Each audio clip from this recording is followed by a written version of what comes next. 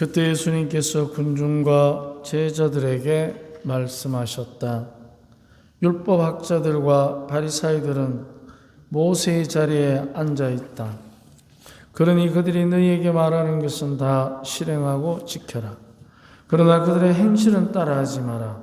그들은 말만 하고 실행하지는 않는다.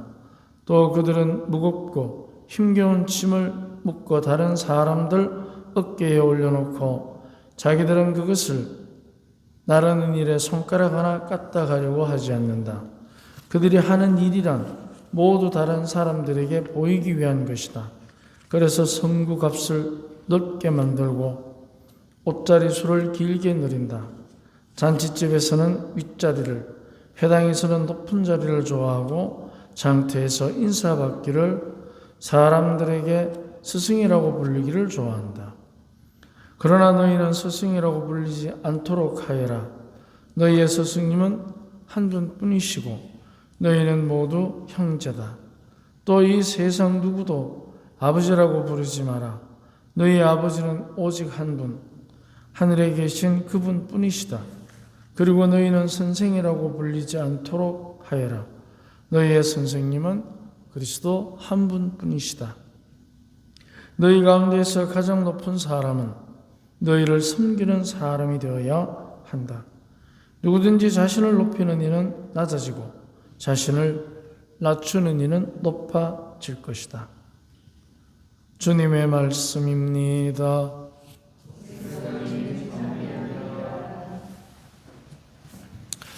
우리는 다 높은 자리를 좋아하는데, 그런데 왜 예수님께서는 섬기는 사람, 즉 높은 자리에서 섬김을 받는 사람이 아니고 섬기는 사람이 높은 사람이라고 우리에게 말하셨는지 같이 한번 묵상해 봅시다. 다시 강론홍구를 봅시다. 섬기는 사람은 자기를 낮추는 겸손으로 다른 사람들의 신뢰를 얻어서 자기가 가지지 않는 명성으로 높아집니다. 권력을 얻는다는 것이 아니라 섬기는 사람은 신뢰를 얻는 것입니다.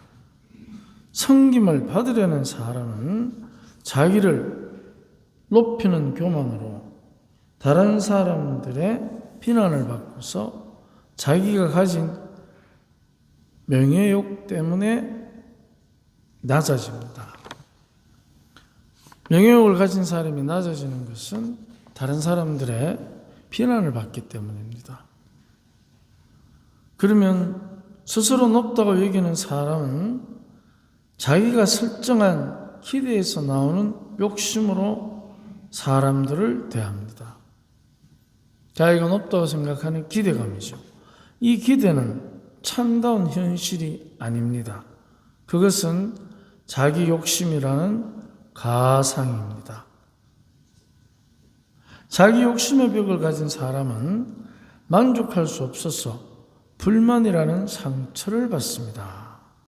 자기 욕심의 기대에 찬 사람은 그 기대를 채울 수가 없습니다. 그렇기 때문에 불만이라는 상처를, 부정적인 아픔을 갖게 됩니다. 반대로 섬기는 사람은 겸양으로 이웃과 조화를 이룹니다. 자기를 낮추는 거죠. 자기를 낮추어 이웃과 더불어 사는 조화는 엄청난 힘이 있습니다.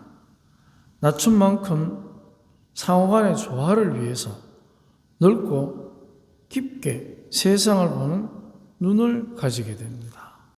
자기를 낮춘 사람에게 그 겸손이 가져다주는 겸양된 모습의 힘입니다. 그래서 세상을 넓고 깊게 보는 것입니다. 특히나 이웃과의 조화를 위해서 섬김의 미덕이 안겨주는 세상과의 조화는 그것 자체로 이미 행복입니다만, 더 파생되는 삶의 기쁨은 조화에 조화를 더하는 낮춤은 희생이라는 용기를 줍니다. 이제 다른 사람을 섬기는 사람에게 주어지는 용기는 희생입니다. 남을 위한 희생은 섬김을 받으려는 욕심에서 벗어나서 조화를 이루는 사랑을 갖게 합니다. 바로 다른 사람들과 내가 사랑하는 사람 또는 심지어는 나를 미워하는 사람까지도 조화를 위기 위해서 자기를 희생하는 사랑을 가지는 것입니다. 조화를 이루는 중에서도 겸양을 동반한 사랑은 자기를 낮추는 것에서 출발하기에 이기적으로 상대에게 섬김을 강요하여 자신의 존재감을 확인하는 교만에서 벗어납니다. 높은 자리에 있으면 사람들이 그 사람을 섬기게 합니다. 그런데 그 섬김이 그 사람을 중심으로 해서 그 섬김의 권력을 휘두르게 되면 섬기는 사람들이 섬기지 않고 굴복하게 됩니다. 그러면은 이 굴복과 섬김은 굉장한 차이가 있습니다. 왜냐하면 굴복은 부정적인 자기를 내어줌입니다. 그런데 섬김은 자발적으로 자기를 내어주기 때문에 희생이, 고통이 없어지는 것이 아니라 섬김은 고통을 감내하는 희생을 하고, 굴복은 고통을 감내하는 것이 아니라 고통 중에 희생을 하게 되는 것입니다. 그렇기 때문에 고통 중에 희생하는 것은 고통이 먼저고, 섬김을 통해서 고통을 감수하고 감내하는 것은 사랑이 먼저가 됩니다. 그렇기 때문에 차이가 있는 것입니다. 이기적으로 상대에게 섬김을 강요하면 모두가 조화 중에서도 이기적인 상대의 섬김을 강요하여 자신의 존재감을 확인하는 교만에서 벗어납니다. 그러면 모두가 교만을 버리는 사랑에 몰입하게 됩니다. 이제 교만을 버리고 사랑에 몰입하게 되면 나타나는 현상이, 사랑에 몰입은 누군가 사랑을 저버리는 교만한 이기적인 선택을 하더라도 그 사람의 입장에서 그만이 가진 그의 사연으로 그를 이해하게 하는 것입니다. 이게 이제 사랑에 몰입하는 것과 고통에 머물러 있는 것의 차이입니다. 서로 그가 사랑을 저버리다 하더라도 그 사람 안에서 그를 이해하는 것입니다. 사랑이 없으면 굉장히 어려운 이야기입니다. 왜냐하면 이기심이 계속해서 작동하게 되면 그 사람 안에서 그 사람을 이해한다는 것이 굉장히 어렵습니다. 내 안에서 그를 이해하는 쪽으로 흐르기 때문입니다. 남을 섬기면서 누리는, 그래서 사랑은 공감 없이는 이루어질 수 없는 것입니다. 희생이 공감의 기쁨을 주지 못하면 고통 중에 있게 되기 때문에 그 통증은 서로를 잘 받아들이지 못하게 합니다. 경계하게 하는 것입니다.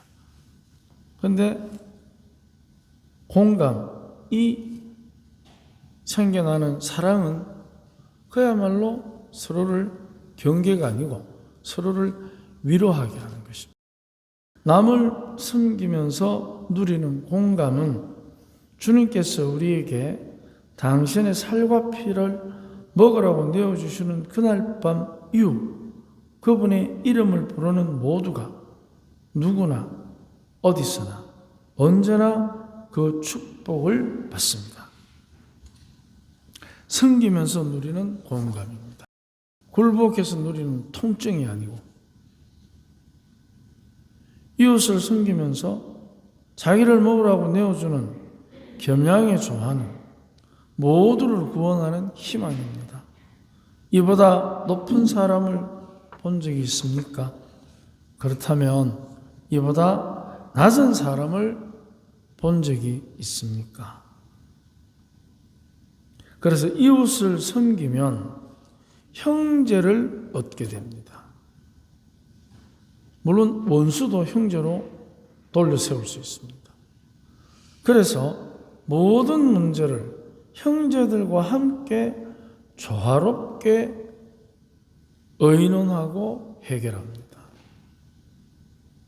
하지만 섬김을 받으려고 달라들면 형제를 원수로 돌아서게 해서 모든 문제를 원수들과 치열하게 싸우면서 해결해야 합니다.